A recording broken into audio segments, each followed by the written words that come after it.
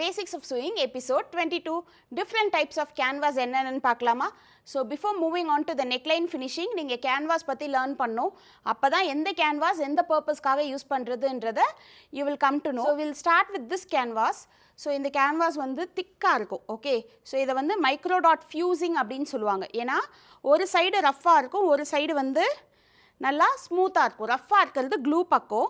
So code canvas அப்படின்னு சொல்லுவாங்க. இதுக்கு பேர் வந்து கோட் கேன்வாஸ். திக்காக இருக்கிற கேன்வாஸ்க்கு பேர் வந்து கோட் கேன்வாஸ். ஸோ பொதுவாக நம்ம ஜாக்கெட்ஸ்க்கெல்லாம் யூஸ் பண்ணுற கேன்வாஸ். ஸோ இதில் வந்து ஒயிட் கலர் பிளாக் கலர் அவைலபிளாக இருக்குது. நெக்ஸ்ட் லைக்ரா ஃபியூசிங்னு சொல்லுவாங்க. நான் வந்து இதை சாஃப்ட் ஃபியூசிங் இன்டர்லைனிங் சொல்லுவோம். அதுதான் கரெக்டான நேம்.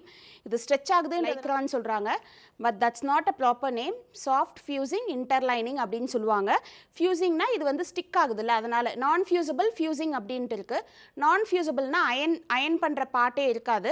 ஸோ இது வந்து ஃபியூசிங்னா ஸ்டிக் ஆகும்.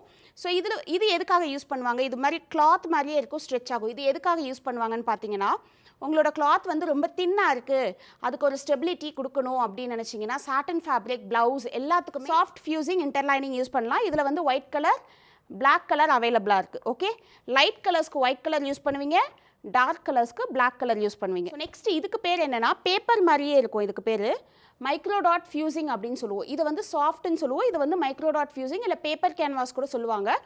இதில் என்னென்னா ஒரு பக்கம் டாட்டடாக இருக்குது பாருங்கள், இந்த பிளாக்ல தெரியுது பாருங்கள். இந்த டாட்டட் வந்து க்ளூ இருக்கிற பக்கம் இதை வந்து ஃபேப்ரிக்கில் அயன் பண்ணுவாங்க.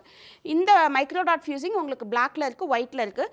ஸோ இதோட பர்பஸ் என்ன அப்படின்னு பார்த்தீங்கன்னா, இதை யூஸ் பண்ணி தான் நெக்லைன் ஃபினிஷ் பண்ணுவோம். இந்த சாஃப்ட் ஃபியூசிங் வந்து நெக்லைனுக்கு யூஸ் பண்ண மாட்டோம். இந்த ஃபியூசிங் யூஸ் பண்ணி தான் நெக்லைன் ஃபினிஷ் பண்ணுவோம். நெக்லைன் மட்டும் இல்லாமல் இப்போ நீங்கள் வந்து பேண்ட்டுக்கு வெயிஸ்ட் பேண்ட் ரெடி பண்ணணும், 1 இன்ச்சுக்கு வேணும், 1 இன்ச்சுக்கு உங்களுக்கு வந்து ரோல் மாதிரி இல்லை அப்படின்னா இதை யூஸ் பண்ணிக்கலாம். இது இல்லாமல் பேட்ச் ஒர்க்ஸ்லாம் பண்ணணும் அப்படின்னா இந்த மைக்ரோ டாட் ஃபியூசிங் யூஸ் பண்ணிக்கலாம். So 3 different fusings are available: micro dot fusing, interline fusing, coat fusing. Upcoming basics of சூயிங்கில் நெக்லைன் வந்து கேன்வாஸ் யூஸ் பண்ணி எப்படி ஃபினிஷ் பண்ணலான்றது தான் நீங்கள் லேர்ன் பண்ண போகிறீங்க. அதனால தான் இந்த கிளாஸில் கேன்வாஸ் பற்றின டீட்டெயில்ஸ் நான் ஷேர் பண்ணியிருக்கேன். ஸோ இந்த கேன்வாஸ் நீங்கள் பர்ச்சேஸ் பண்ணணும்னா you can check in our link is available in the bio. Hope உங்களுக்கு இந்த இன்ஃபர்மேஷன் யூஸ்ஃபுல்லாக இருந்திருக்கும்னு நினைக்கிறேன். Thank you, happy sewing, keep learning.